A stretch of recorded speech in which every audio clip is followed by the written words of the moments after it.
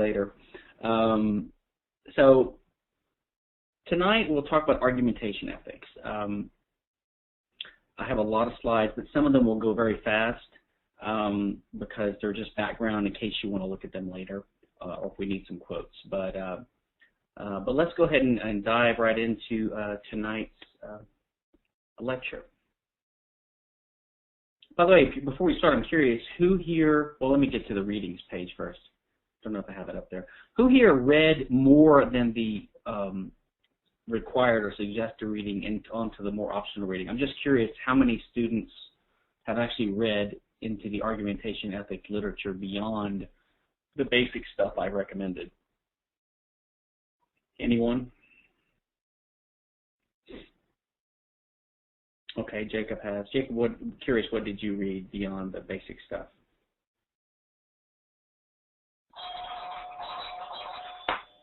Method essay.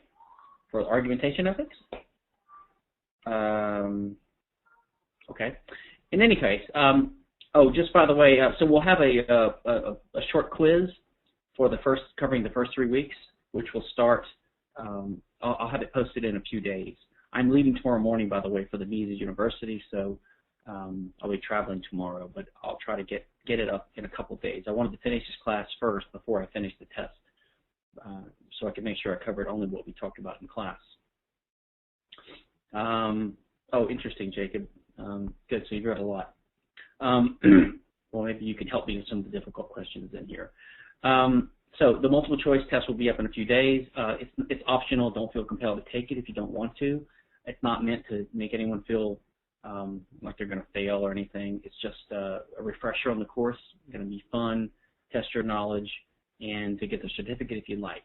And again, it's based upon what I say in the lectures, the slides, and also the reading material like Marcus suggested, but not on the optional reading material.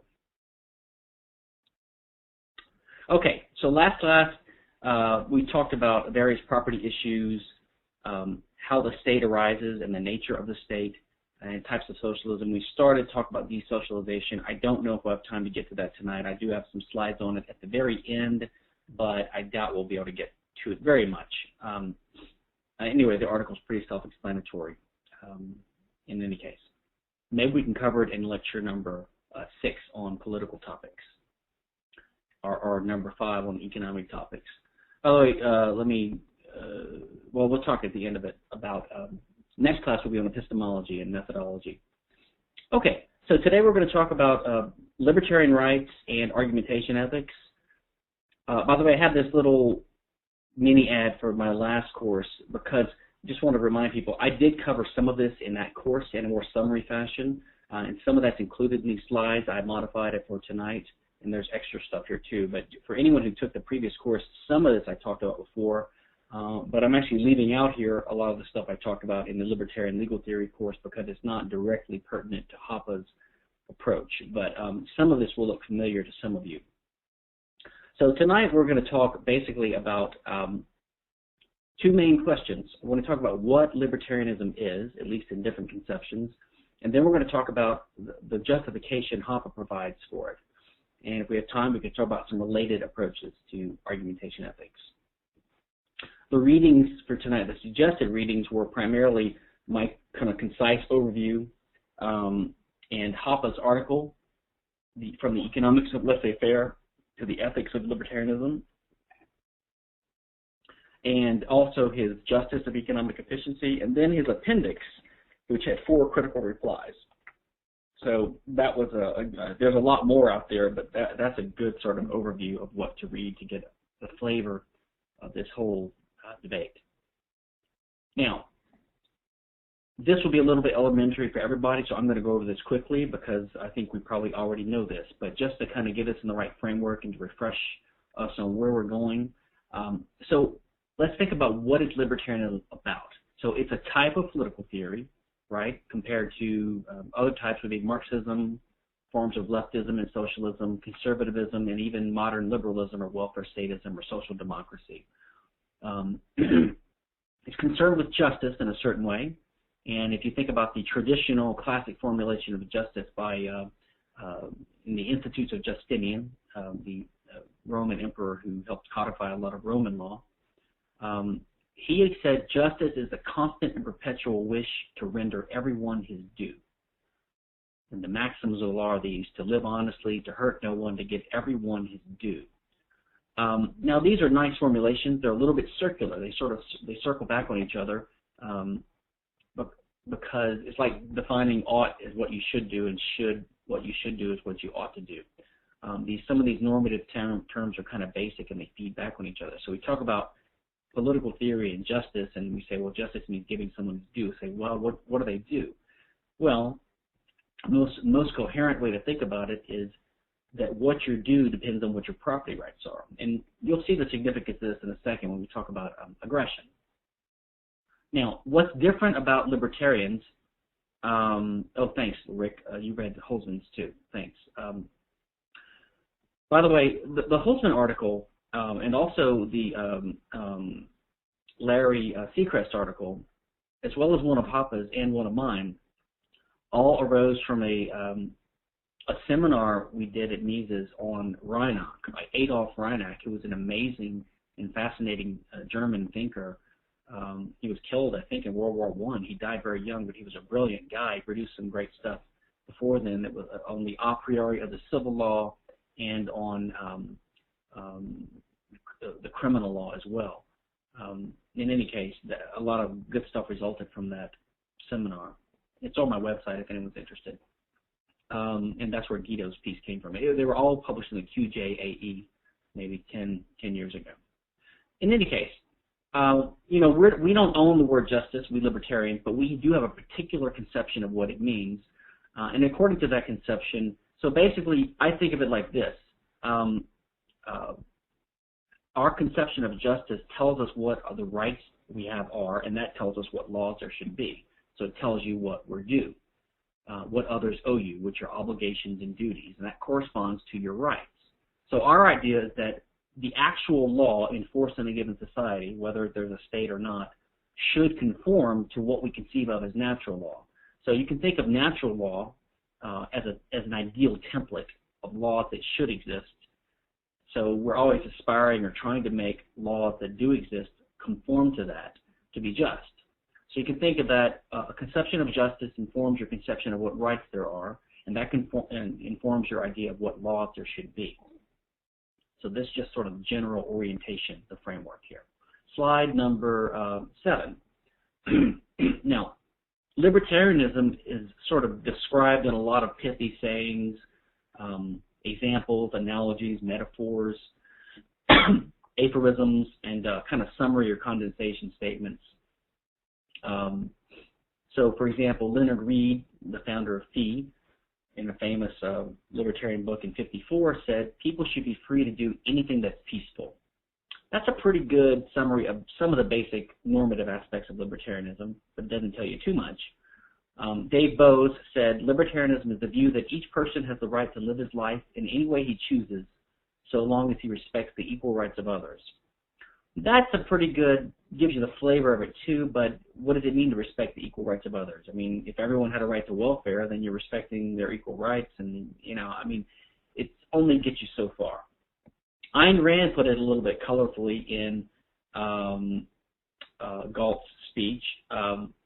So long as men desire to live together, no man may initiate. Do you hear me? No man may start the use of physical force against the others. And this is a sort of a good capsule way of stating what we call the non-aggression principle. Rick asked about Bastiat, whether I consider him a libertarian in the strict sense. I mean, I've read a lot of Bastiat. I read him early on. He was influential to me. I haven't revisited him lately on a lot of his issues. I don't believe he was an anarchist, but I do believe that, well, for his time, I'd say he was a strong libertarian, very radical, very clear thinking. And the things I heard him write on seem to be pretty much all compatible with libertarianism. I don't know if I heard him write on a lot of other libertarian or political views like, drug regulations and social and moral regulations, but he seemed to be leaning strongly in the libertarian direction. He seems to at least be a classical liberal. So let's go on. Slide number 8. So we come to a better formulation, the non-aggression principle. Some call it the non-aggression axiom. I tend to say non-aggression principle, and most others nowadays, from what I've seen, tend to say principle instead of axiom, and they sometimes call it the NAP, the NAP. And Rothbard said, the libertarian creed, or belief, rests upon one central axiom, that no man or group of men may aggress against the person or property of anyone else. Okay, and aggression is defined as the initiation of the use or threat of physical violence against the person or property of someone else. So it's synonymous with invasion. So you can see he's getting a little bit more descriptive now. He's defining it in terms of the person, which is your body, or the property. But still, we haven't defined what the property of someone is. So if someone is not entitled to the money they earn from doing a job and the state takes it in form of taxes, or if a robber robs them of it, is that aggression? Well, it's only aggression if it's their property. So you have to first define who owns that money, who's entitled to keep it. So in a way, property is prior to the concept of aggression. The concept of aggression depends upon filling in the details of what property rights there are. Now, so there's different types of libertarianism based upon how strictly you construe the non-aggression principle and how you apply it. So you have classical liberalism, also sometimes called the night watchman state. Maybe the American founders were somewhat of an example of that. It's somewhat libertarian, not completely libertarian. Then you have minarchist, which I would say is a branch of libertarianism. I think it's confused in that it is not anarchist and still believes there's a role for the state. But at least the strict minarchists believe in an extremely narrow and circumscribed and limited role for the state. This would include Randians. Well, I used to think so, but at least nowadays they express, or nowadays I see that they have always expressed some serious deviations from even what I would consider to be minarchism, such as some acts of war and intellectual property, for example. But they are close to being minarchists anyway. From what I've seen, most minarchists are utilitarians and consequentialists, except for Randians, but I think even Randians have consequentialist and even utilitarian aspects, primarily consequentialist, and we'll get to this in a minute. Utilitarian in, like, for example, Rand's defense of intellectual property and her opposition to anarchy was kind of utilitarian. Then you have anarcho-libertarians, which are the anarcho-capitalists, which I believe are the most consistent. That would include, of course, Hoppe. Finally, you have one flavor of libertarian, the left libertarians. They tend to be anarchist libertarians, but they have a slightly different emphasis on workers and exploitation and capitalism in some terminology. So let's go. Dante asked a question about the word axioms versus principles. Well, Ayn Rand, I mean, in math sometimes the word axiom just means an assumed starting point. Ayn Rand used axiom more like the Misesians would use the concept of a priori, to mean some kind of fundamental principle or proposition that is almost self-contradictory to deny it. Therefore, we can know that it's true and it can't even be denied. For example, I think Rand talked about axioms like the law of non-contradiction, the law of identity, the fact that you exist, that there's consciousness, things like this. She would call those axioms, and I think Rothbard was coming from her camp. He might have used non-aggression axiom as a starting point type thing, or maybe he believed it was self-evident or self-contradictory. But most people, when they say non-aggression axiom, they mean it's a foundational principle. So I think it's better to call it non-aggression principle because different libertarians have different opinions about whether the principle is just assumed or whether it is self-contradictory. So to avoid question begging, I think it's better to call it the non-aggression principle. All right, I'll go quickly through this. This is the way some libertarians in the past have tried to categorize libertarians. There's the famous Nolan chart. I think it was originated by Dave Nolan, who was one of the original Libertarian Party founders in the U.S. So, you know, he looked at the left-right spectrum, as you can see here on slide 10. He looked at a two-dimensional, chart with one axis being personal liberty and the other axis being economic liberty. So he tried to show that conservatives tend to be bad on personal liberties but good on economic liberties, and liberals or leftists or vice versa. So that's the left-right spectrum. Libertarians are sort of better on both, and statists and totalitarians are worse on both. I think this is useful to see as there's disagreement on some of the questions that you're scored on, because libertarians don't agree on everything, of course. But I think that the one problem with it is that I think that in some ways the right is worse than the left on both economic and personal liberties. And on the other hand, the left is worse than the right on both issues, at least in terms of hypocrisy. So I tend to see left and right as being both bad on both personal and economic liberties. But anyway, we're just defining what libertarians are.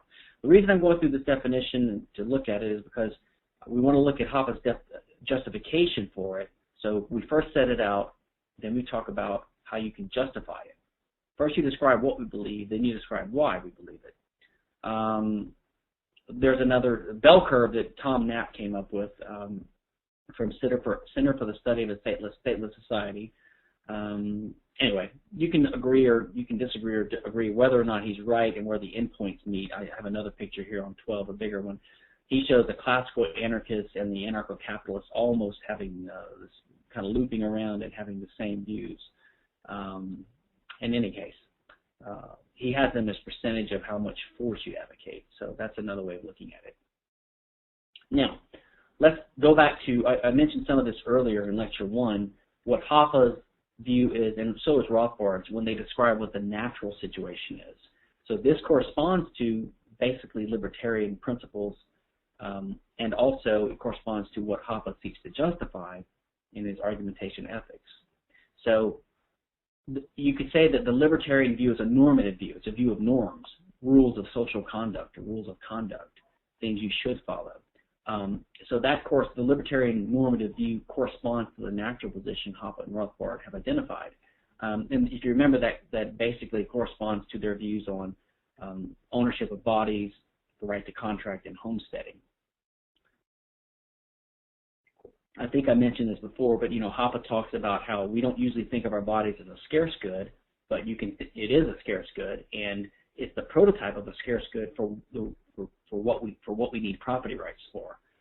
That is, we assign property rights in things that are scarce, including our bodies, so that we can avoid physical, violent clashes over these things and use them peacefully, cooperatively, and productively in society and in a division of labor.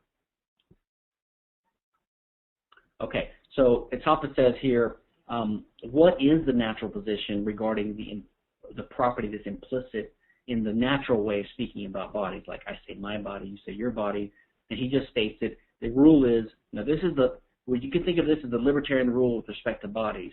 The rule is every person has the exclusive right of ownership of his body within the boundaries of its surface, and every person can put his body to those uses he thinks best for his immediate or long-run interest, well-being, or satisfaction, as long as he doesn't interfere with another person's right to control the use of his or her respective body.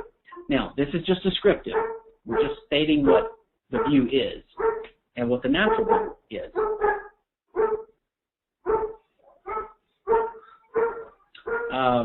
Okay. My poodles will stop barking in a second. Sorry for that. Now, what's the natural view about that underlies this way of looking at it? So what Hoppe says is that the reason we think of it as natural to say you own your body is because every person can say there's a determinate natural link between me and my body.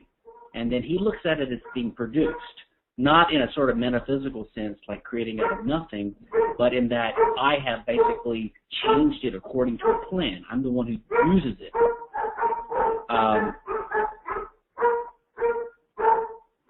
Okay, everyone excuse me for 2 minutes so I can shut my poodles up. Excuse me for just a second.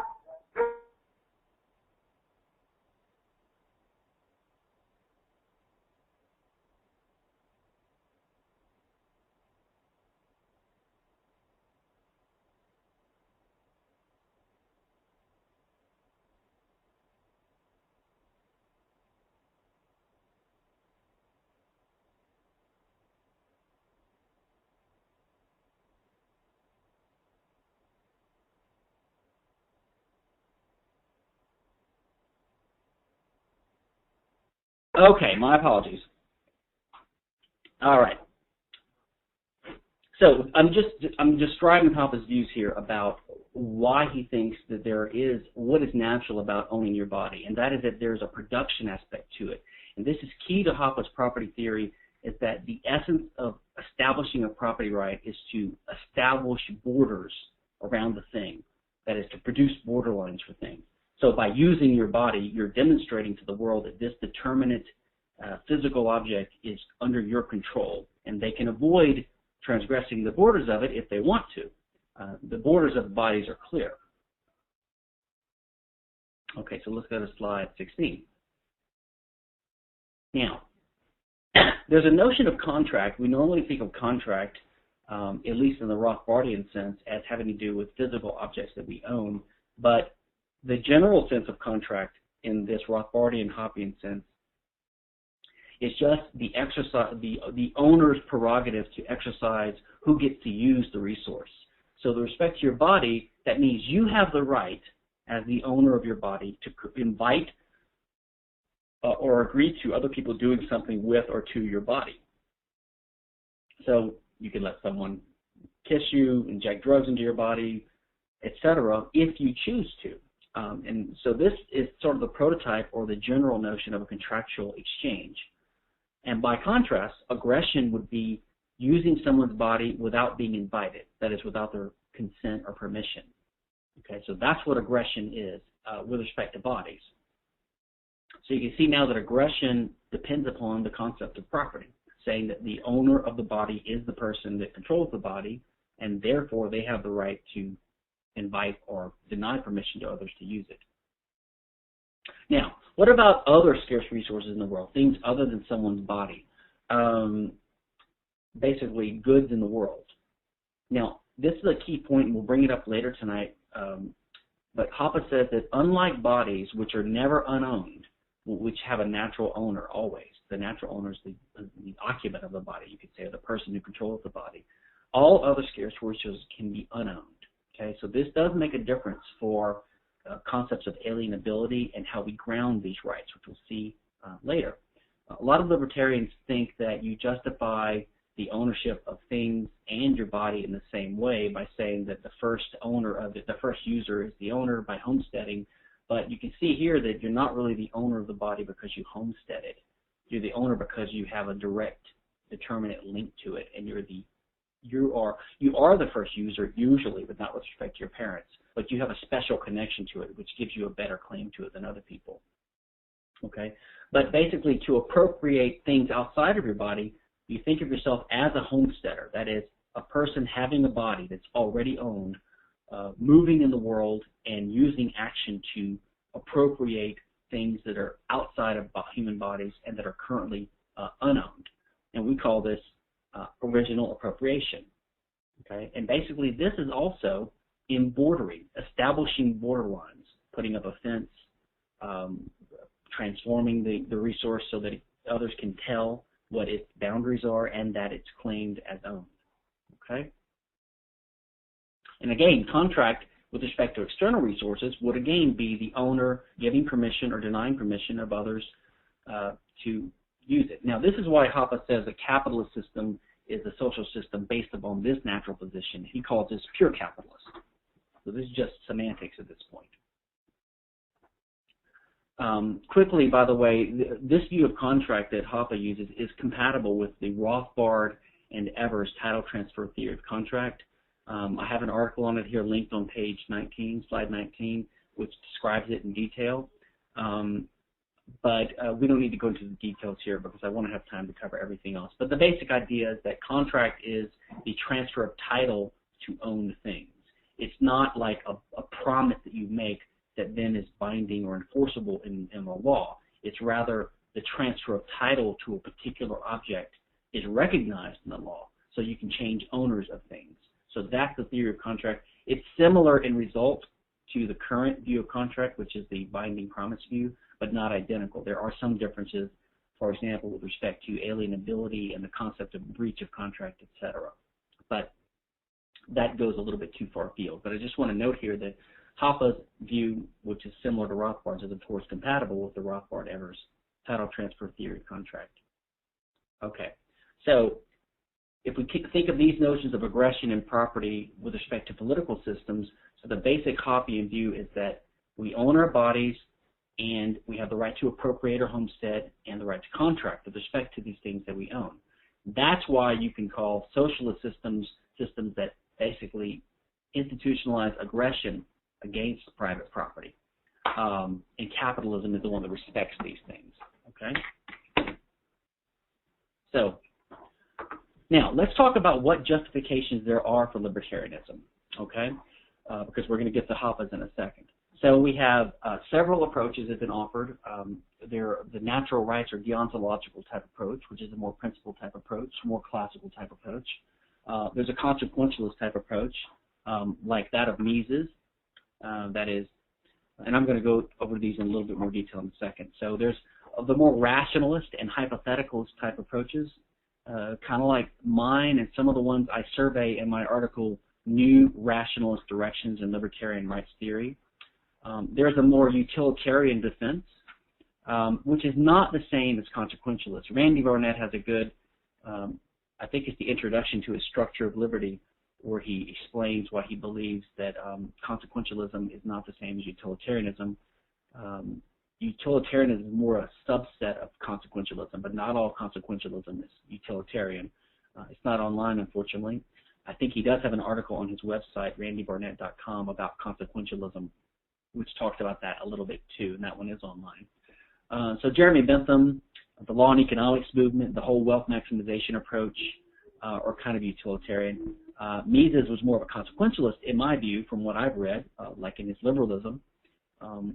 He wouldn't accept the utilitarian economics behind utilitarian politics because of his opposition to that and his subjectivist economics. And then you have constitutional approaches like Ron Paul's and religious approaches. There's an article I've seen called Jesus is an Anarchist. And on the other hand, I've met, of course, Christians that claim that Jesus is on America's side in all of our wars. So I'm not so sure that religion is the most solid foundation for rights, but get some people partway there. Okay, on to slide 22. So, natural rights, most of us here are familiar with that. The idea that by human nature or natural law, we have certain natural rights, or human rights. These are the inalienable rights spoken of in the American Declaration of Independence. The Founding Fathers were somewhat of this persuasion, or somewhat libertarian, I should say. John Locke was sort of a proto-libertarian in this sense. Rothbard takes this in a more consistent direction and has sort of a neo-natural law approach in the Ethics of Liberty. Okay. Now, one more thing before we jump into the Hoppe's approach to all this. There's a classic problem in philosophy. Some reject this as a problem. Some accept it. I think it makes sense. I think Rothbard recognizes it. Hoppe certainly did. It's the is-ought problem. I won't read this quote here. This is from David Hume's formulation. But the idea, which I'll go to slide 24 now, is, as Hoppe said, one can readily subscribe to the almost generally accepted view that the gulf between ought and is logically unbridgeable. And in the quote below from Rothbard, which I'll repeat later for another reason, but he talks about the famous is-ought dichotomy which has plagued philosophy. And he talks about how Hoppe's argumentation-ethics gets around this. But the basic idea is that whenever you try to form an ought statement, which you have to do to come up with political norms, you have to smuggle a norm in somewhere. You have to build it upon other norms. Because if it's just built on facts, then you have to sort of sneak in a norm to get there. Because otherwise you could just say, well, people have this nature, but to say, and therefore they should do this, that's where you're introducing the should, but it can never follow. Now, some Aristotelians would disagree with this. I think they actually are hypotheticalists of a type. Because, for example, what they would say is, if, or since even, they'll call this an assertoric hypothetical. Roderick Long has written on this. Since you want to flourish as a human, therefore, according to your nature, you should do this. I think that type of reasoning is generally correct, but the sense is not, that is an assumption that doesn't have to be true. I mean, some mass murderer or some very evil person may say, well, I don't want to flourish. I want to dominate and kill people, and I don't care if I flourish. So I think you have to appeal to some kind of adopted ethic. You have to show how the ethic or the normative value gets put into the argument to build on it. And this is what Hoppe does, in my view, in his argumentation ethics. And by the way, whether you agree with his argumentation ethics or not in this class is not really the point. I'm not really so much trying to defend it here, although I'll be glad to. I'm just trying to elaborate and explain what his view is. By the way, I agree Hume had some problems with his epistemology, but I do think his is-ought problem makes sense. Now, Ayn Rand tried to dismiss the is-ought problem, sort of a neo-Aristotelian. If you look at the bold part here, the fact that a living entity is determines what it ought to do. So much for the issue of the relation between is and ought. Well, I don't think her quick dismissal succeeded. It was just too easy. It's not that easy. And even Ayn Rand wrote that it is only an ultimate goal, an end in itself, that makes the existence of values possible. It is, at the end of her quote here, it's only the concept of life that makes the concept of value possible. She admits in other places too, I mean, she doesn't go so explicitly, but it's clear from what she wrote that her ethics was hypothetical. Hypothetical meaning that it was an if-then type thing. She said that the choice to live cannot be subject to moral judgment, because if you choose to live, then certain moral consequences flow from that choice. So you could never say you could never criticize someone's choice not to live. And one of her followers, Harry Binswanger, has an article, again, not online because he's a pro-IP objectivist, I guess. I've got it cited here on page 26, Life-Based Teleology as the Foundation of Ethics. Mises was a consequentialist in this sense. He would say, if you want peace and prosperity and so on, then you need to have individual liberty. To make sure someone's not pinging me for the class. Anyway, then you need individual liberty and free market as the means to accomplish it. That was his view as an economist, is that we know economics is value-free. All we can tell you is that the scientific and economic way to achieve things efficiently or economically is to use the appropriate means. And if you want to achieve peace and prosperity, then economics and some other reasoning can tell you that you need free markets and individual liberty. And of course, because he was a decent person and believed in peace and prosperity, then he was a libertarian or a classical liberal. And this is a quote from the Randy Barnett stuff on distinguishing consequentialism from utilitarianism, where he says libertarian rights are appropriate given the widely shared goals of enabling people to survive and pursue happiness, peace, and prosperity. So you see, take these goals as for granted. Okay, any case, let's go on. I'm just trying to explain what Hoppe was trying to deal with. Now, Hoppe criticized the standard natural rights approach, not only because it didn't overcome the is-ought gap, but because the concept of human nature is far too diffuse and varied to provide a determinate set of contents of natural law. In other words, just by pointing to what human nature is, we're the rational animal, doesn't get you very far. It doesn't give you much content to what norms you're going to get from that. Okay?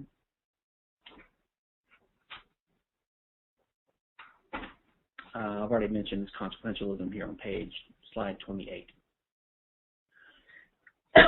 Now, the utilitarians I mentioned earlier, they would, you could think of that as a subset of consequentialism. They would choose a rule that maximizes overall happiness or utility. Richard Epstein, David Friedman have similar views to this. The law and economics movement does. The idea that we should maximize wealth has this kind of presupposition. Now, Austrians would, and Rothbard and Mises would say there are many problems with this approach. mainly economic, if not, and also moral. But the economic problems would be, number one, values are not cardinal, they're ordinal. They're not interpersonally comparable. They cannot be added and summed up. And they're subjective and relational. They're not intrinsic substances or quantities.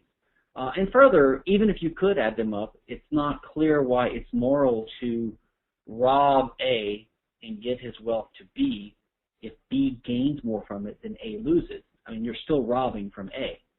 So utilitarianism is very problematic as a justification.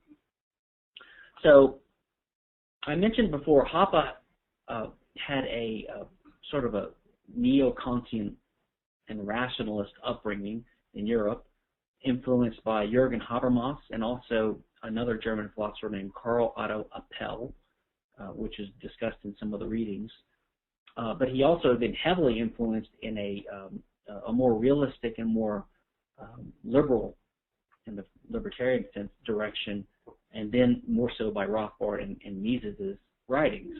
So what he did was he took the discourse ethics argument of Habermas and Appel, and he reworked it into a libertarian direction using insights of Austrian-economics. So by doing this, he could break out of the natural law approach. So instead of focusing on human nature per se, that is natural law, nature, as the justification and grounding for political norms and political ethics, he used a praxeological approach, being an Austrian. So he said it is not the wider concept of human nature, but the narrower one of propositional exchanges and argumentation, which must serve as the starting point in deriving an ethic. Now, why did he say this? Let's revisit the Habermas-Appel discourse ethics. What their argument is that there are certain norms that are presupposed in the activity of arguing, okay? And also combine that with the recognition that any norm or ethic that you ever hope to justify has to be justified in an argumentative context. Argument doesn't mean you're fighting with people, but it means some kind of discourse or propositional exchange, some kind of intelligent discussion where you're both trying to use reason to figure out the truth of the matter, what norms or ethics are justified, recognizing that every norm that is ever debated or set out as being true has to be justified in argumentation, leads to what Habermas and Appel call the a priori of communication and argumentation. Now, this point is very general. All we're doing is saying that if there are any norms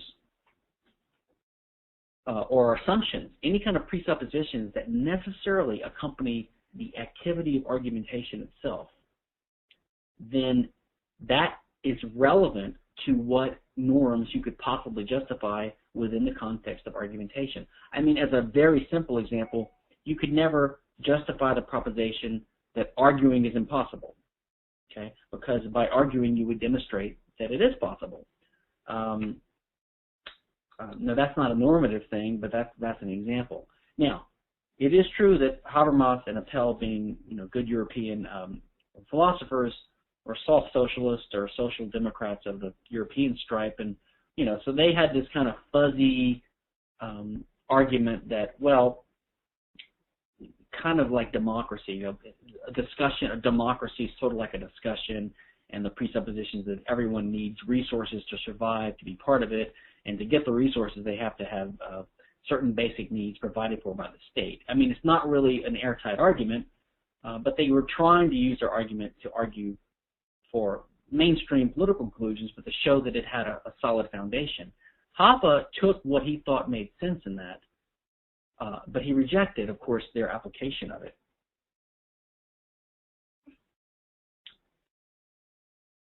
Now, another insight of this approach by Habermas and Appel, and also Hoppe, is the idea that any time you have a normative discussion,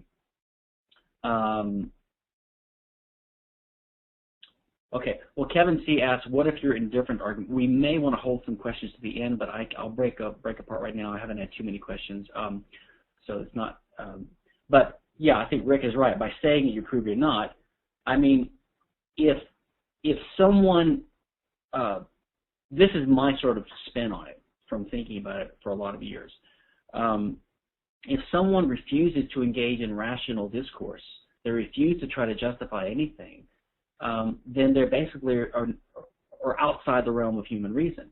So then we have to regard them as a technical problem. In other words, if people have a dispute about how to use a given resource, and they come together as civilized people in a genuine, peaceful, rational discourse aimed at trying to find who has the right to use this resource,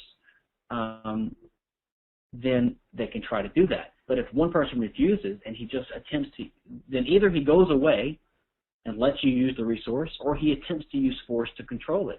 And at that point in time, if you believe and can demonstrate to people that are interested in rational argumentation that you do have a better claim than him, then from your point of view, he's simply a criminal or a technical obstacle. He's really not much different than an elephant or a tiger or some force of nature that you have to treat as a technical obstacle and try to use force to defend yourself, or use the organized system of the community to institutionally respect your rights. So basically, this is a discourse that is among a certain circle of people.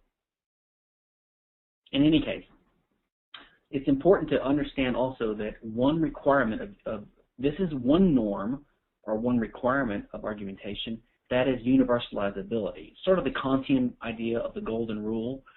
Basically, it's the idea that if you are in an argument where you're civilized and peaceful, trying to come up with a rational justification for what you're proposing to be true, or the rule that you're proposing to be adopted, then you are giving reasons for it. But to give a reason means to try to point people to some objective, or as the Kantians would say, intersubjectively ascertainable, some objective reason why the norm is grounded in the nature of things, why it's true. It can't just be an assertion. It's got to have a reason behind it. But the idea of giving reasons means the reason has to be something that's universalizably acceptable by every potential participant in the argumentation. It can't be particularizable. That is, just making up an arbitrary reason that says, well, I get to do it because I'm me. Let me go on to slide 33.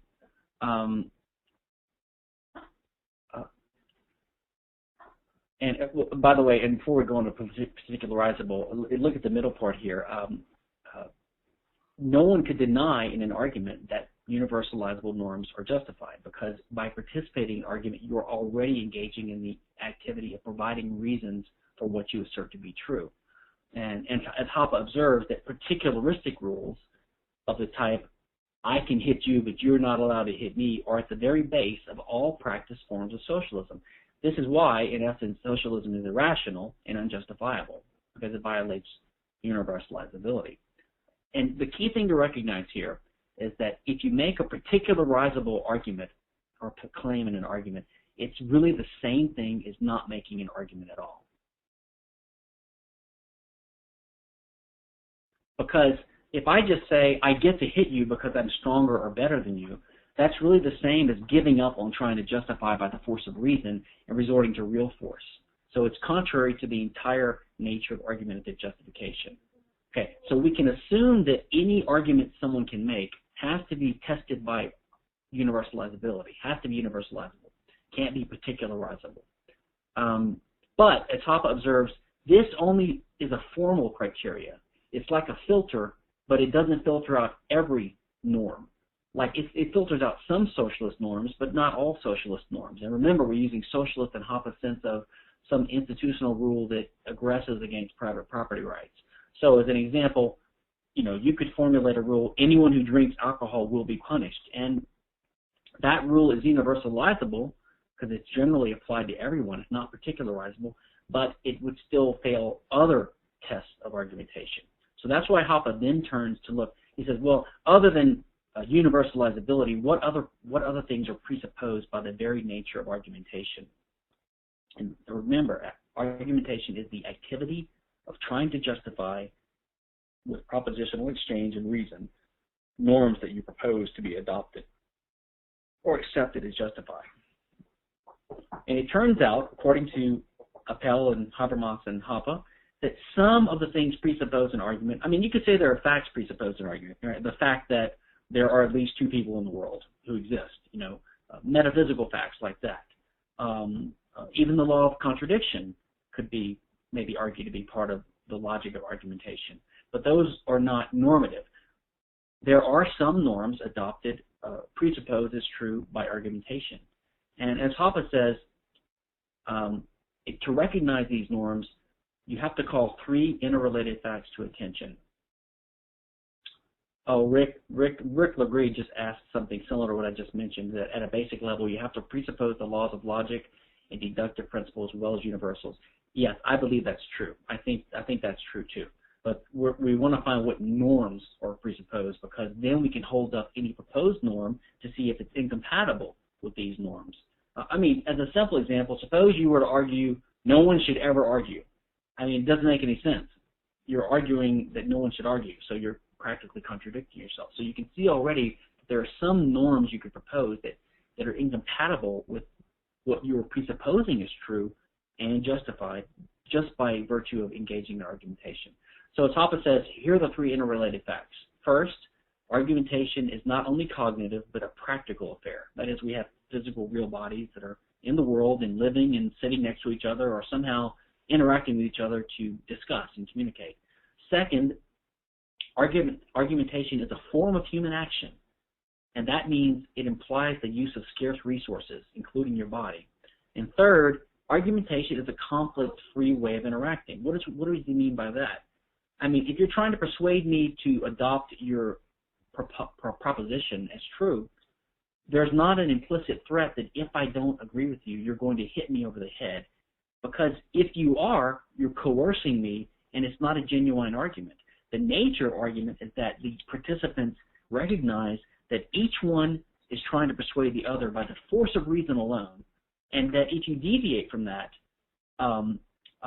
or if you cannot reach agreement, then you're free to disagree. You're free to agree to disagree.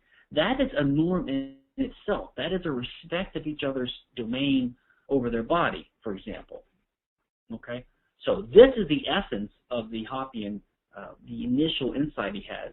And you can see why he achieves different results than Habermas and Appel do, because of his awareness of the Austrian view of praxeology, the nature of human action. That is informing a lot of his insights here. Okay? Slide 36, I've already kind of gone over some of these things. But basically, the Hoppian argument is that in argumentation, you have to be able to agree to disagree. So you have to agree to each other side's control over his own body, so that you're not coercing him, for example. By endorsing the rule, I shouldn't coerce you, I'm respecting that you have the right to control your body. So this is where self-ownership pops out. Okay, so this is the primary political norm that comes out of argumentation, or the first one, is that people have the right to control their bodies. Otherwise, they wouldn't be able to engage in genuine argumentation. Okay. Now, what it really means is each person's body needs to be owned, but who's going to be the owner? And again, we have to come up with some reason to say who owns which body. Now, obviously, the natural case for body ownership, which Hoppe has already given, is the obvious candidate. You cannot just say, I own you because I'm stronger, or I own you because I said it first. That would be particularizable. It wouldn't be a rule grounded in the nature of things. It's not a reason. However, if you point to the direct control people have over their bodies that gives them a special link to their body, that is something grounded in the nature of things, something every participant in argument could recognize, because they're all actors in this sense.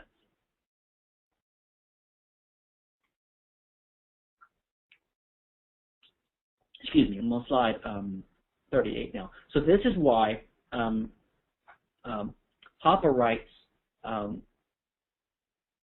and I'll get to a quote in a second, but remember, he said that unlike bodies, which are never unowned, but always have a natural owner, all other scarce resources can be unowned. So you see the distinction here. What this means is homesteading cannot be the source of ownership of bodies, because it's not like you're just some disembodied spirit out there wandering the cosmos. Now, you may believe this religiously. It doesn't change the political fact. You're not a homesteader before you have a body. You are an agent or a person that has a body. So you can't even homestead something until you have a body first. So homesteading can't be the source of ownership of your body. Instead, the key is having some kind of objective link that is better than anyone else's claim to the scarce resource of your body. And let me just mention quickly here, there's an interesting aspect of this. Some of this I'm extrapolating from Hoppe, by the way. I don't think it's incompatible with it, but he never said a lot of this directly. If you had to acquire a body by homesteading or by contract, which are really the only two ways to obtain other scarce resources, you could never own yourself, because if you became an owner of your body at some point, your mother would be the owner first. So you would be stealing from her because you didn't homestead it, because she was the homesteader in a sense, and you didn't have it by contract. Now, by the way, there is an argument you can make, and I have made it in this article I have linked here, that you could make a contract argument. You could argue that the parent has certain natural positive obligations to the child by virtue of the nature of the parental-child relationship, and has an obligation to free the child. So you could view the parent as an owner, like a slave owner, of the child initially, but at a certain point the parent has a duty to manumit or free the child. That's not Hoppe's argument. I think you maybe could make that. But my point is, that's not his argument. Also, it doesn't mean slavery is always impossible or always unjustifiable. Because, for example, if someone commits aggression, in this case, you could argumentatively justify using force against them, because there's a reason for it in this case. It's not just a particularizable, arbitrary assertion. I get to hit you because I'm better than you, or I get to hit you because I'm stronger than you. No, your argument is, I get to hit you because you hit me first, and now you have no right to complain, or something like that. You consented to it by committing the aggression. But the point is, some people criticize the argumentation ethics by saying, well, it's possible for a master to argue with his slave. It's possible, but it's not possible for the master to justify his claim to own the slave. It's not possible for him to justify his force used against the slave unless he can point to, like, some act of aggression the slave committed. But unless he can do that, he couldn't point to a reason, so his claim would be unjustified. And it would be contrary to the peaceful nature of the discourse itself.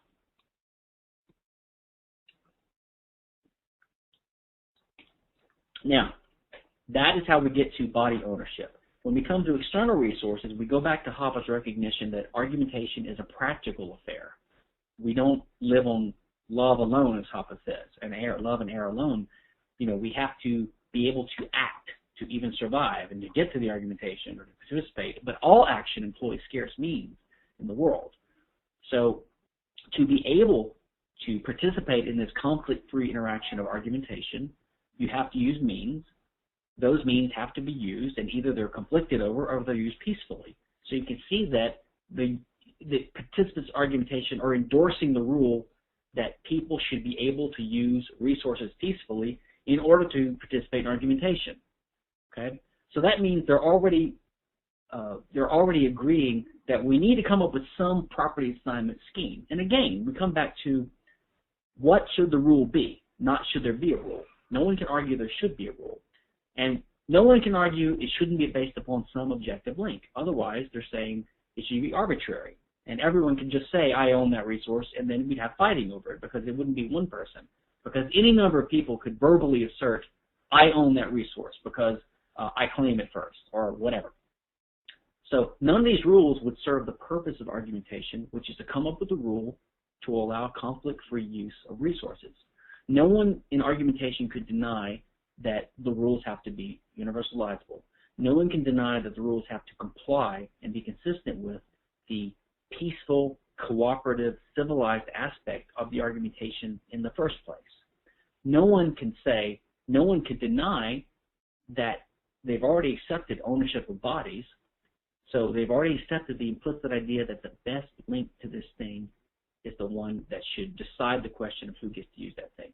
So when you establish all these sort of what I call Grundnorms or ground norms, basic norms, all you need is a little bit of political knowledge and economic knowledge, and libertarianism just pops out. It's the only norm, the only sophisticated, high-level political or ethical norm that can survive all these other norms. Everything else is inconsistent with it. Socialism, in all its forms, is just incompatible with the peaceful, pro-objective link, pro-universalizable, pro-body ownership norms that are at the ground of all argumentative justification. Okay? So if we remember that the body is the prototype of a scarce good, and then we have to find a link for that. Now, for bodies, the link is direct control. But for external goods, these are things that were at one point unowned. This is a key fact.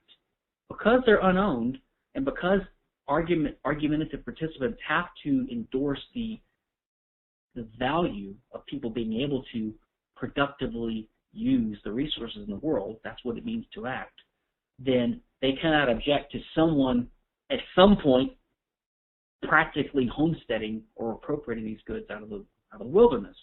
Someone's got to use it first for it to ever be used. And because of that fact, we can see that the first user is always going to have a better claim or more objective link to the resource than anyone else. If he didn't, then there wouldn't be ownership in the first place. And remember, the participants in argument are always seeking for ownership rules because that is what it means to avoid conflict and to allow resources to be used peacefully. Okay? So they are trying to overcome conflict, so they are trying to come up with an ownership rule. And if they're coming up with an ownership rule, that means at some point in the world there's an owner of a resource. And that means that owner has a better claim than who? Than interlopers, outsiders, which are latecomers with respect to him. That means they come later. So what that means is implicit in the very idea of ownership, which participants' argument are undeniably searching for, is this prior-later distinction, as Hoppe calls it. That means the fact that it matters whether you came earlier or whether you came later. It matters who comes first.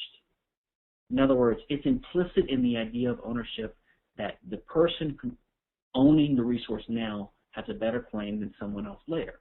Now, if you think about the Misesian regression theorem of money, for example, where he traces the value of money on today back in time until we reach a point where the commodity that is money had only a commodity value and no money value and was used only for commodity purposes, he sort of breaks the infinite regress that way. Well, a similar type of analysis can be used in this respect. If you recognize we want ownership, if you recognize that the owner has a better claim than a latecomer, then that means, and if you recognize that things that are owned were previously unowned and had to be plucked out of the commons at some point by an actor who would then be the first owner, if you realize that there was no previous claimant or owner who possibly had a better claim than the first owner, then you basically have no conclusion left but to say that the very first owner always has the better claim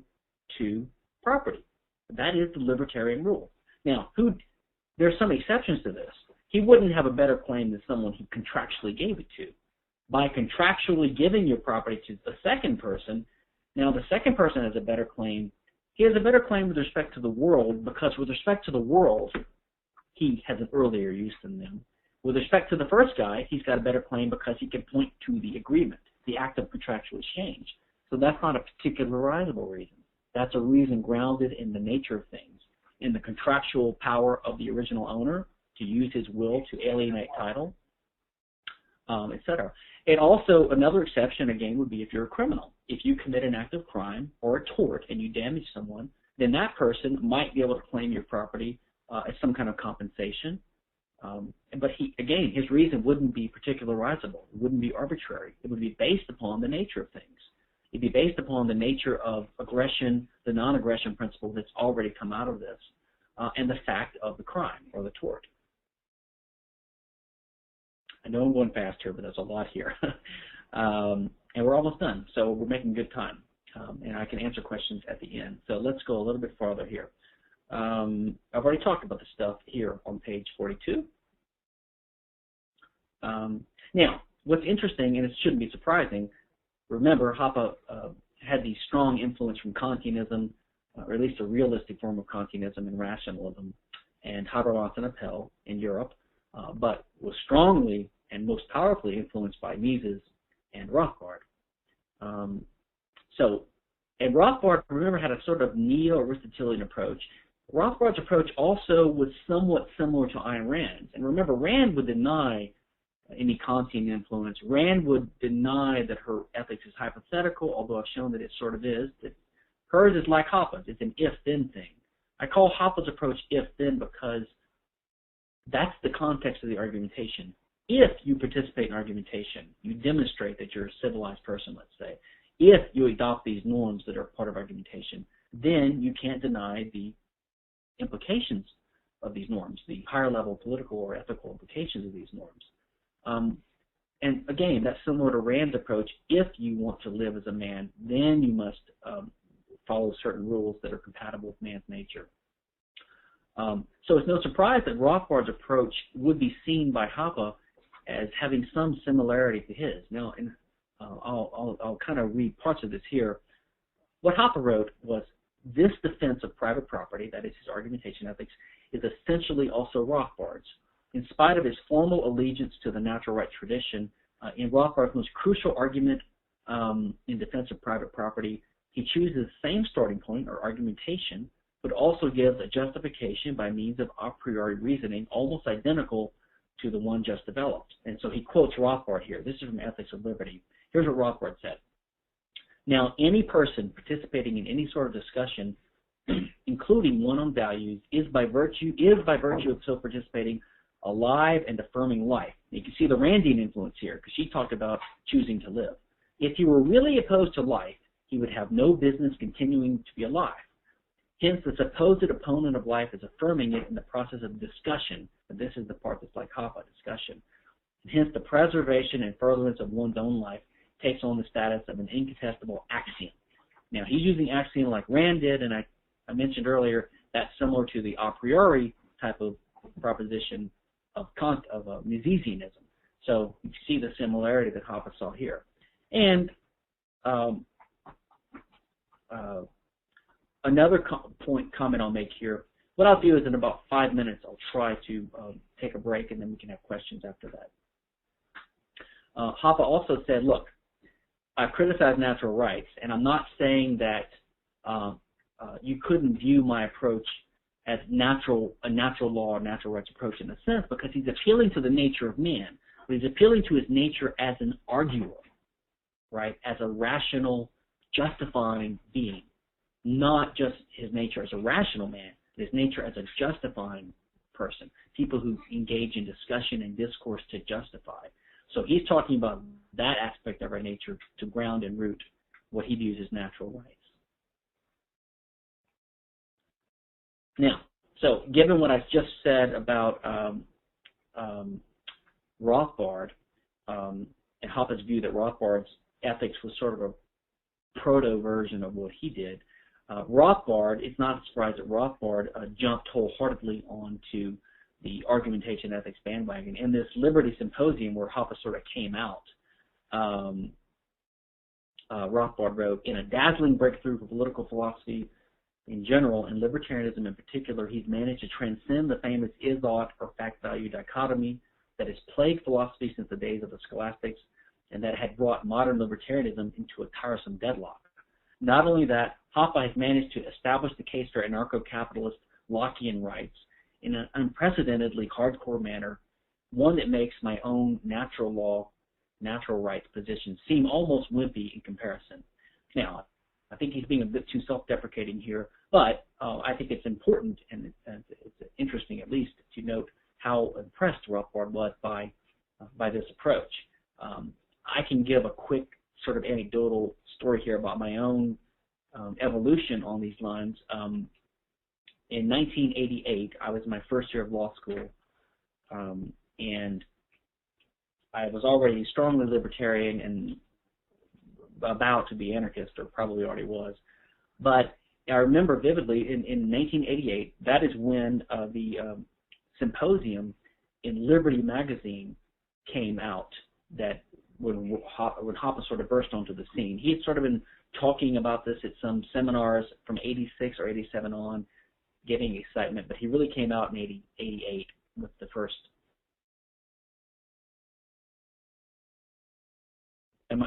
Can you hear me? Are there other problems with the video or the audio?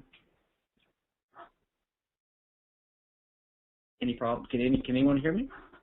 Okay. Anyway, I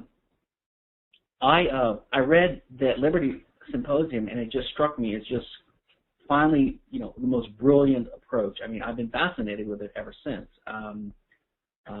Now, also in 1988, I was my first year of law school. I had a contracts class, and in contracts class, there is a doctrine of estoppel, and I remember vividly the professor telling us, that the sort of legal reasoning behind the doctrine of estoppel. And the idea was that if you make a promise to someone or you make a representation, you lead them to believe you're going to do something, and they rely on that, and then later you say, "Oh no, I didn't mean that," or "I didn't really mean to have a promise to obligate myself," then you would be stopped or prevented from saying something inconsistent with what you had said before. Now, I thought the reasoning for estoppel in contracts was a little bit confused and weak for various reasons. For example, the idea of detrimental reliance, which that goes along with, is a little bit circular. That's the idea that if you reasonably rely on someone else's promise to your detriment, then it's going to be enforceable. Well, but you see that circular because it's only reasonable to rely on it if it's enforceable. If the law said those kind of promises weren't enforceable, it would be unreasonable to rely on it. But in the context of the libertarian non-aggression principle, and probably because I had just read, or maybe was just about to read, I really don't remember, Hoppe's article, and then I soon devoured his TSC in 89 or so.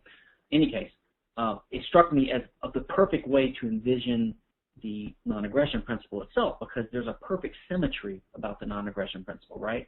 There's the idea that we only believe force is justified in response to force.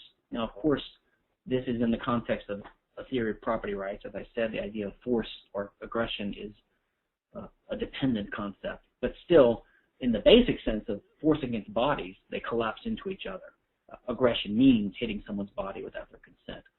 So you're sort of restating the property view as well when you say non-aggression in the context of interpersonal bodily violence. It just seemed obvious to me. This is brilliant. It seemed to me like a eureka moment, like, oh, well, of course the libertarian non-aggression principle is justified because what we say is you can justify retaliating against someone for committing aggression, but you can't justify committing aggression. And the reason is because the aggressor would be stopped from complaining about, me implementing the rule, it's okay to hit people without their consent, because he just did that to me. But on the other hand, if he hadn't done that to me, he wouldn't be stopped or prevented. But all that means is there's an inconsistency between objecting to being retaliated against and arguing that and having committed the aggression.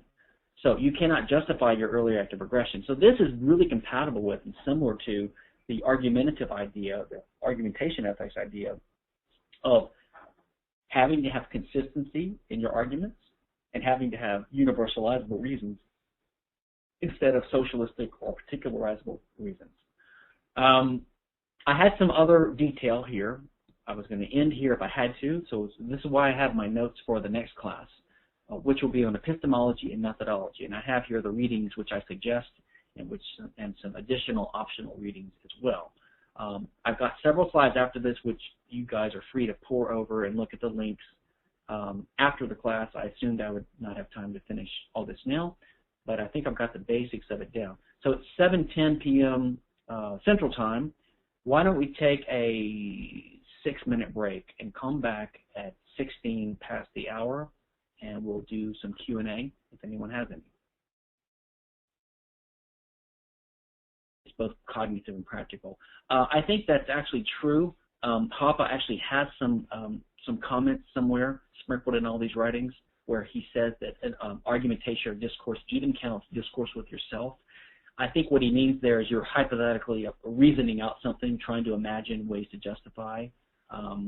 I don't know how far you can take that, but he has made comments about that, Lucas.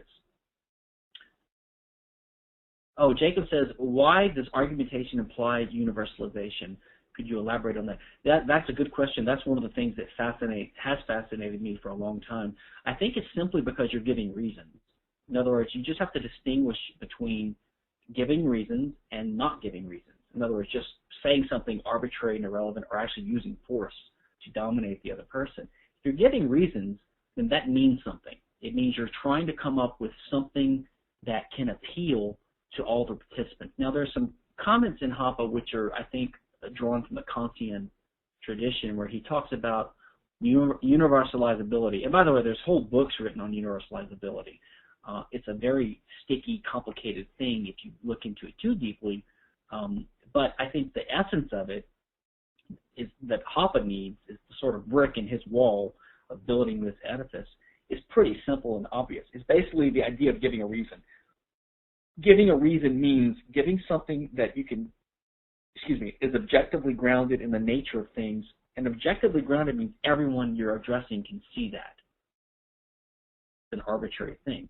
And the whole reason is, if you think about this, the purpose of argumentation to justify norms is to avoid conflict. The only way you can avoid conflict is if you come up with a unique reason or a unique assignment of an owner for a good. That's why Hoppe talks about the problem with having mere verbal assertion be the ground for owning things. So if just having verbal decree would suffice to give you the ownership of something, like I own that land over there because I say so. Well, anyone could say that. A million people could say it at once. And so it wouldn't solve the purpose of this kind of dispute resolution or this kind of argumentation. It wouldn't solve the purpose of conflict resolution or dispute or avoidance, because there's nothing unique about that rule. You need to find an objective link that everyone can see and that can be seen as objectively better in some sense by all fair-minded participants in the argumentation.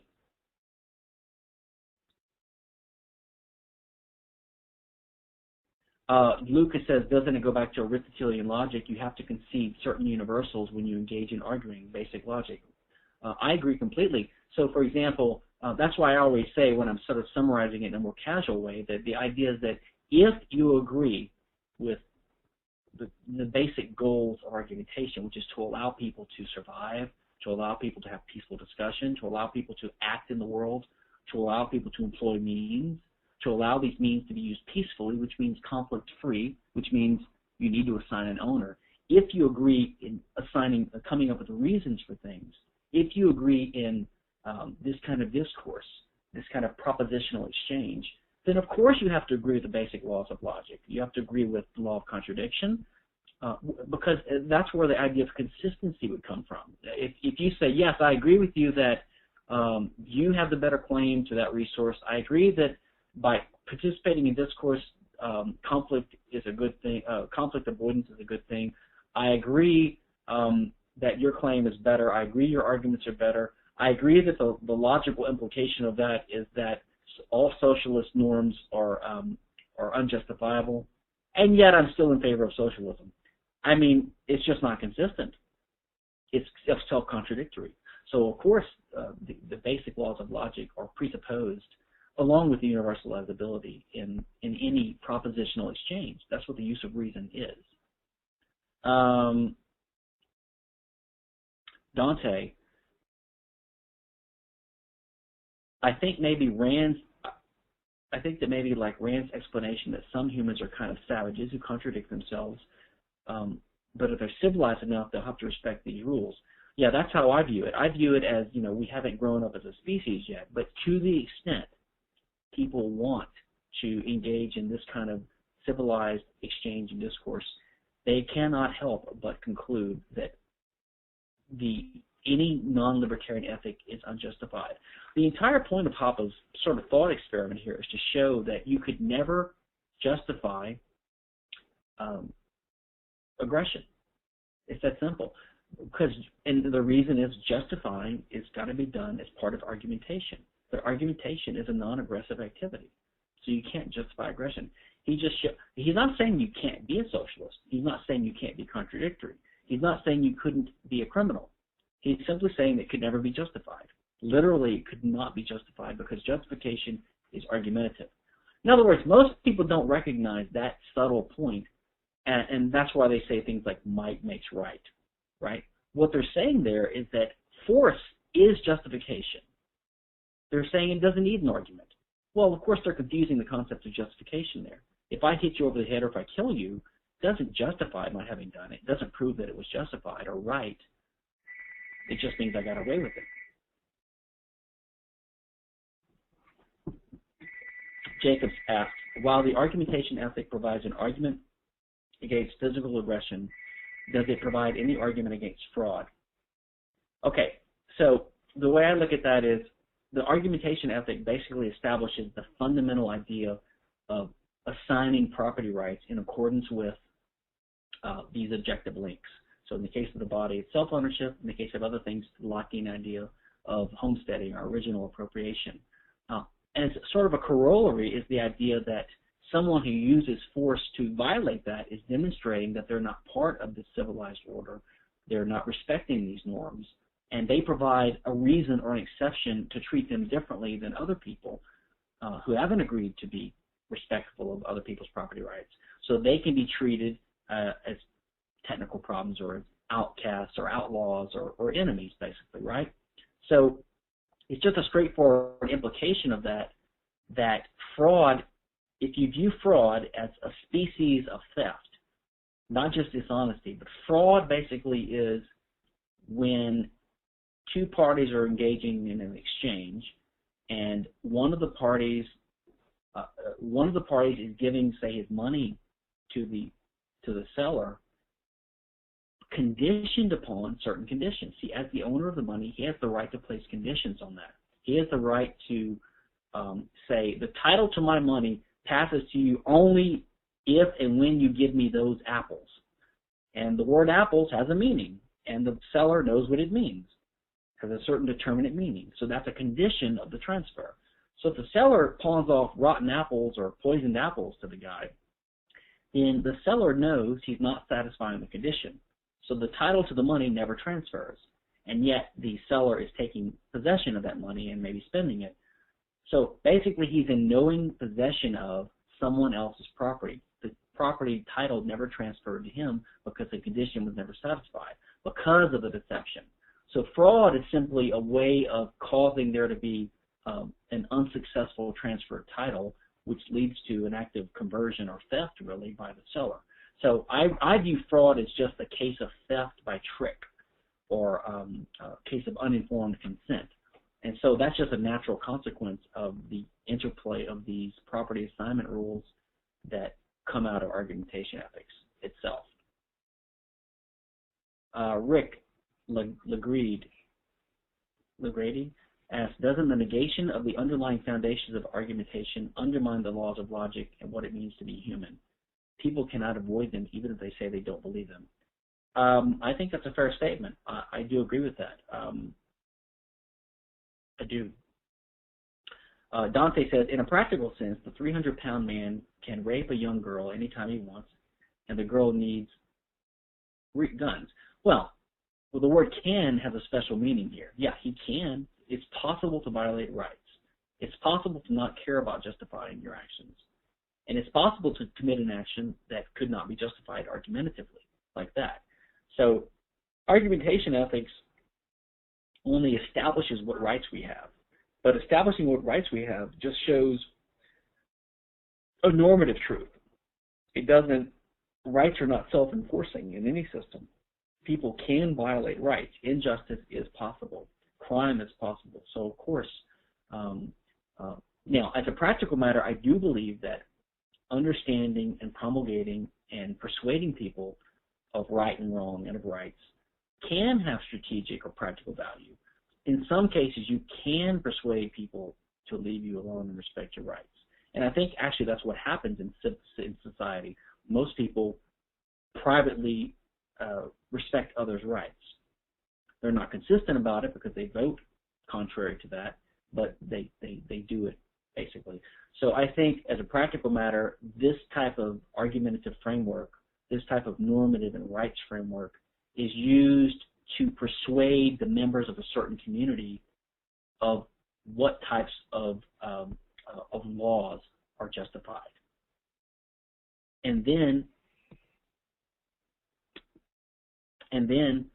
we set up procedures based upon those. And then the community of people feels justified in, say, punishing or killing or hunting down or ostracizing people that are on the outside. Now, as a practical matter, society will only survive if that community of people is large enough relative to the criminals in our midst to survive. It's possible that would be 1% and we'd all die, or we'd live in some kind of chaotic, barbaric state. But if you look around the world today, as a practical matter, I don't think we do. I think we have society. And it's only because and to the extent most people respect rights. And then they come together and support each other when they need to fight against the outlaws.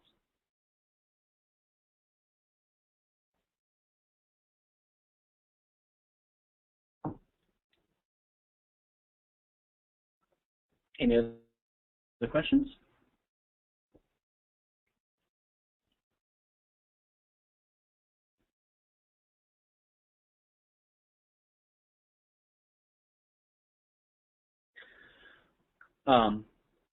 Unless there's any more, why don't we call it a night? I don't know who here is at Mises or university. Oh, there's one more here.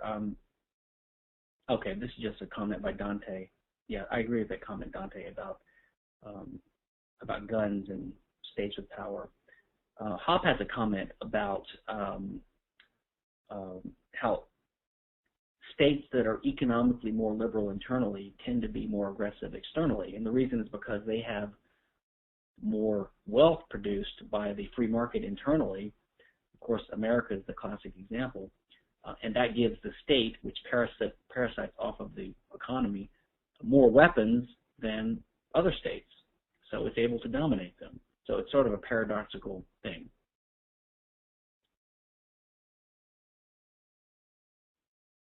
Rick says, well, Tito says, USSR didn't aggress abroad by that reason. And well, Rothbard actually argued that they were less imperialistic, and I would think Hoppe would agree that the USSR is less able to be imperialistic because they had less resources to do it, because their economy was in tatters. Jacob, okay, let me take another question here. Rick asked about property rights being a necessary condition to argumentation, and what you said is being reliant upon PR, property rights. Is this a major point? Sorry, Rick, maybe you can restate it. I've kind of lost what, I don't know what the major point is. But let me ask Jacob about, talk about Jacob's question about, Jacob Hill asked, does the inability to sever the direct link with one's body make it incapable for a person to willfully sell oneself into slavery? Okay, I think this is one of those areas of libertarianism that has been dealt with only in sort of scattered ways, not extremely systematically. I don't know what Hoppe has written about this. I think he's roughly in agreement with what I'm about to say. Rothbard said that because Rothbard's argument for inalienability was that it's impossible to sever your will from your body. Now, I don't think that's the best argument for it, because there are ways you can be a slave even though you still have your will. For example, you commit a crime. I mean, it's justified. It's hard to argue that it's justified in some cases. It's hard to argue that it's not justified, at least in some cases, for the victim of an aggressor or his agent to imprison or use force against, basically to enslave the aggressor, to jail him, to kill him, to hunt him down, to at least incapacitate him until the authorities arrive. So you're treating this person like a slave, even though he has a will, right? Even though he objects. The question is it justified? I mean, how do we own animals? We own animals even though they have wills of a sort because we have the right to dominate them, to use physical force to have our way. Now, you can only own resources in accordance with their nature. I can own an inanimate object in a certain way. I can own a river in another way. I can own the airways in another way. I can own land in a different way than I own a sword. And likewise, I think you can own other humans in a different way. You can't control their bodies directly because they have direct control, but you could physically use force against them to coerce them to abiding by your commands. You could put a fence up around them, or you could shackle them, and basically has a will, makes it impossible to enslave him or to justify it. So the better argument, in my view, is if you look at the distinction, which I've tried to draw and which is implicit in Hoppe's framework, which I elaborated tonight, that the body was never unowned, and it was not acquired by homesteading, but alienable objects were. The right to own something only means the right to control it. Okay, that just means you have the right to say yes or no if someone else wants to use it in a certain way. Doesn't necessarily mean you have the right to sell it or abandon it. We're used to thinking that alienability is an aspect or an incident of ownership because you can do it for owned things, that is, external resources. But it's not a feature of ownership per se. Ownership per se only means the right to control. The reason that the right to control translates into the right to alienate in the case of acquired things is because you acquired them. If you acquire it as an owner, that means there was a moment in time when you took possession of this thing and made it clear to the world that you intended to own it as an owner. You put up borders, you maintained possession of it, you defended it against attackers, etc. But as soon as that ceases, as soon as you cease to want to be an owner, you unacquire it or abandon it, let's say. So that gives you the ability to take these things into your patrimony, we might say, or your estate or your ownership, and to undo it. It's just an external object. You can acquire it, you can unacquire it. So ownership translates into the right to sell or to give away or to abandon in the case of acquired things. But you never did acquire your body, so there's really no way to undo it. There's no way to undo the fact that you have the direct link that gives you the better link to your body. You have the direct control that gives you a better link to control your body than other people. There's no way to undo that fact. In my estoppel terminology, what you could say is, if you promise to be someone's slave, you're just mouthing words, and if the purported master tries to use force against you later to stop you from running away, if you change your mind, he's committing aggression because you never committed aggression against him. So his use of force is not retaliation. It's not in response to my use of force. See, I never committed aggression. I just said something. So there's no justification for him to stop it. In other words, there's nothing in libertarianism that says you can't change your mind. You know, if a guy says, I'm going to box you tomorrow, and tomorrow comes and he steps into the ring, he's consenting to being hit. But if he refuses to step into the ring, he can't be thrown into the ring and forced to box. He's not a criminal. He hasn't committed a crime. It justifies him being treated like that. So that's my approach to inalienability, is that the only way to alienate your rights is to commit an act of aggression.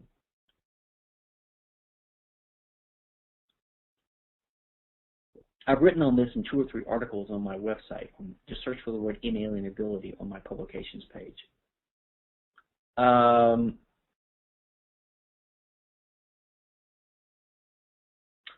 Rick says, I'd like to hear Walter Block's contribution to the slavery discussion. Do you know what he thinks?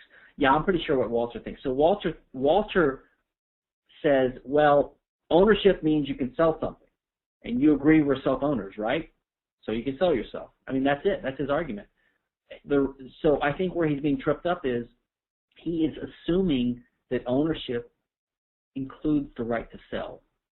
Ownership by its nature. But it doesn't. Ownership means the right to control. The right to control doesn't mean the right to sell, necessarily. It only means that you have the better claim to control than someone else. In fact, if you think about the right to control per se, it means you don't have the right to sell.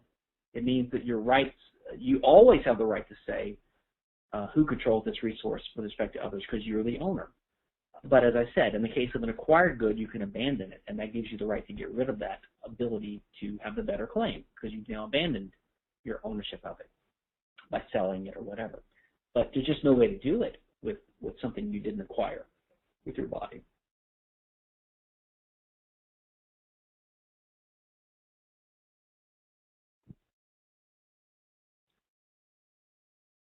He thinks it's plausible. I'm not sure. Walter thinks you can sell yourself into slavery. He thinks you should be able to. And in fact, Walter's a strong advocate of Murray Rothbard's views. And Rothbard had a few, I think, a little bit confused and contradictory comments in his contract theory, which are tripping Walter up. Now, if Walter were here, he'd disagree with me. We could have a nice argument about it. But what Rothbard says is his contract theory is great, but he has a comment that if you promise to pay someone, if you have a debt contract and you owe someone money, like let's say $1,100, you borrow $1,000, and then a year later you're supposed to repay $1,100, $1,000 with interest, and then you are unable to repay the creditor on the due date, then you're committing what Rothbard calls implicit theft. Implicit theft, which I don't know what that is. And then he says, theoretically, debtor's prison would be justified, except he thinks it's disproportionate. He thinks it's too extreme, but theoretically, you're committing an act of theft, so you could be jailed. Now, I think that is wrong because there is no theft of something that doesn't exist. The $1,100 doesn't exist. The borrower doesn't possess it. He doesn't own it. How can he steal something that doesn't exist? So Rothbard will sometimes change his emphasis, and so does Walter Block in that kind of case, and he'll say, well, no, but you stole the original $1,000 because that was given conditionally. Well, no, it wasn't. The $1,000 was given outright. Had to be for the borrower to be able to spend it. The $1,000 was given unconditionally. It was given in exchange for a future promise to a future thing. If you could reclassify that act of transfer of the $1,000 a year later as being theft, well, that means you're going back in time and changing the nature of what happened a year ago. Well, that violates what Hoppe points out as an important aspect of property is every moment in time, any normative system needs to be able to tell you what you're permitted to do with what resource right now. Who is the owner of this resource? So if the borrower is the owner of the $1,000 the day he borrows it, which he has to be able to lend it, to be able to spend it for the project he's borrowing it for, then you can't change that later. You can't set some time where you go back in time. So neither one of these things can be stolen. The $1,000 was not stolen. The $1,100 doesn't exist. So there's no possible act of theft. But because Rothbard said there was, Walter uses that, I believe, to say that a promise to sell something and failure to live up to it could be a type of theft, and he even means your body. So, Block had his criticism of Hoppe, says Tito Warren. Which one is that? The only one I'm aware of that is significant is on immigration, which we probably will talk about if we have time during the political issues lecture number 6. But yeah, I think he is for, yes, immigration. Defense of national borders, I don't know about that one. I'm not aware of any difference between them on that. I think they're both anarchists and believe in private defense in that regard. Dante asked a question about argumentation ethics and brute force. If we want a world with more freedom, we need to balance the distribution of guns. But always the savage with more guns will do whatever he wants. That's always been the story. Well, of course, this is the problem of the state, I believe. The state is inherently an aggressive institution and doesn't respect individual rights. To the extent you have a private society order, capitalism as Hoppe defines it, you have to have widespread societal respect for property rights in the first place. And so I think you would have people arising to be criminals, and they would be outlaws and hopefully be able to be subdued. Jacob asks, is there any recourse for the lender against the non-paying borrower? Oh, sure, of course. I mean, I don't think he can be sent to debtor's prison, but in the simple contract that I gave, I didn't specify further conditions, but of course, knowing this reality, knowing that it's possible that the borrower could be penniless on the due date, then you could imagine a set of subsidiary, or what we call ancillary, title exchanges that accompany and support and relate to the original exchange, which is the creditor says, in exchange for me giving you $1,000 now, you hereby give me in 1 year $1,100 if you own it. See, that if you own it is always there because the future is uncertain. That's an inherent condition of the deal. And the creditor knows this, of course. So he would say, and if you don't have the money on the due date, then you owe me, then whenever you come into the ownership of subsequent funds in a future date, that becomes my property with interest accrued at a certain rate, etc. So of course, or he could have a deal that, you know, if you have a job, then 1/3 of your salary becomes mine as soon as you're paid it by your employer. That's a way of garnishing wages to pay the debt off. But yeah, you'd have to make these agreements, or they would probably be implicit, but they'd probably be made explicitly if they had to be, as part of the original debt contract. But it would be a series of title transfers, conditional, future-oriented title transfers.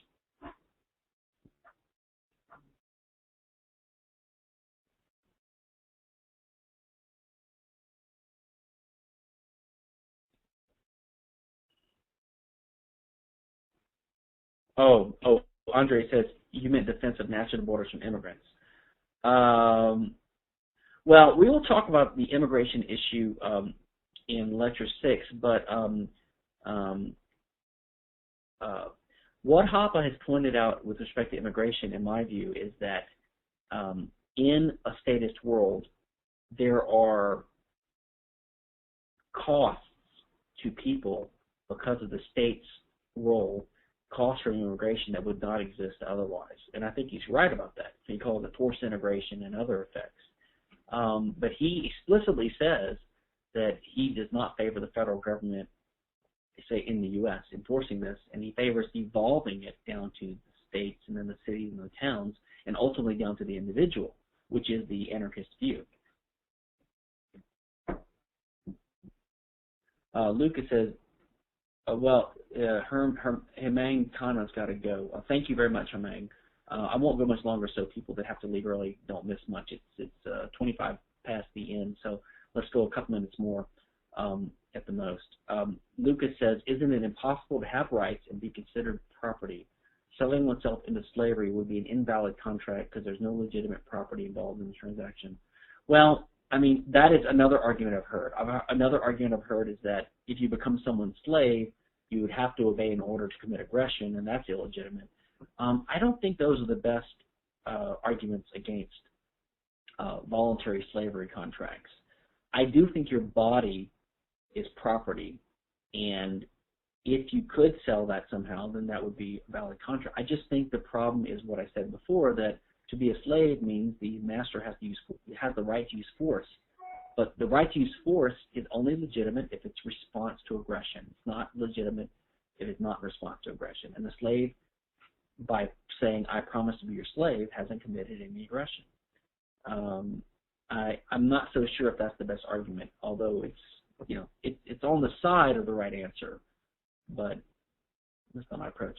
What we might want to do is ask Hoppe a question for the Q&A and just get him to elaborate on or confirm his specific view of inalienability, because I believe he has the same view as I do on this, but I don't remember him writing on it, so I may add that to the list of questions that I've been developing. So why don't we call it a night? Oh, sorry, one more. It's okay. I'm sorry having rights and being owned. Well, that's true, but I think if you become a slave, then you have no rights or reduced rights. I mean, imagine a criminal who's in jail. He does not have the right to escape. He does not have the right to use force to object to being punished or whatever by the victim or the victim's agents or representatives. So to the extent you're owned by someone else, you don't have rights. I mean, you know, if you own a goat, the goat doesn't have rights. If you own a human, for some reason, the human doesn't have rights.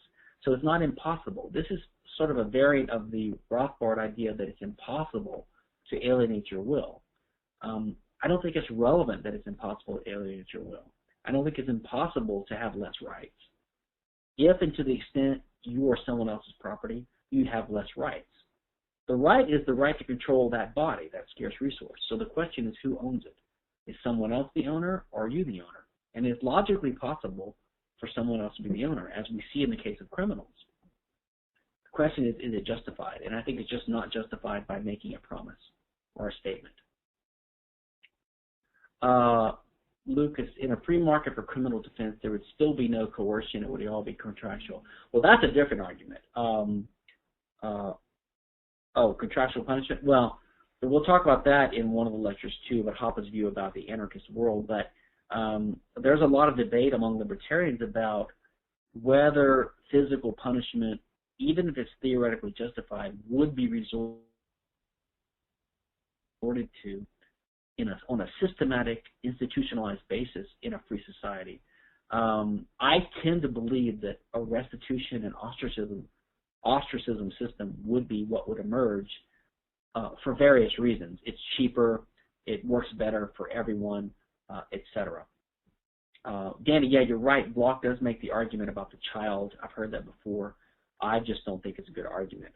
Block argues that if you could sell yourself into slavery to save your child, you get the money, and then you renege, then you stole it. See, you've stolen the money that you got earlier. He's making the same argument I pointed out earlier. He's using that Rothbard debtor's prison argument. He's using this idea that you could do something in the future that changes the character of an earlier transaction. Because if you're given $1 million, you spend it on your kid, you save him, and then you refuse to be a slave, you don't have $1 million. So you can't steal the $1 million in the future because you don't own it. And Walter's only resort is to say, well, you steal it retroactively. Well, how's that? How can you change in the future by your actions what the characteristic of a transaction was in the past? I don't think you can do it. So I do disagree with Walter on that issue. We've had fun debating it. But he's great, and he has some good points. So let's call it a night. I appreciate it. Thank you. You've been a great group tonight, and it was fun.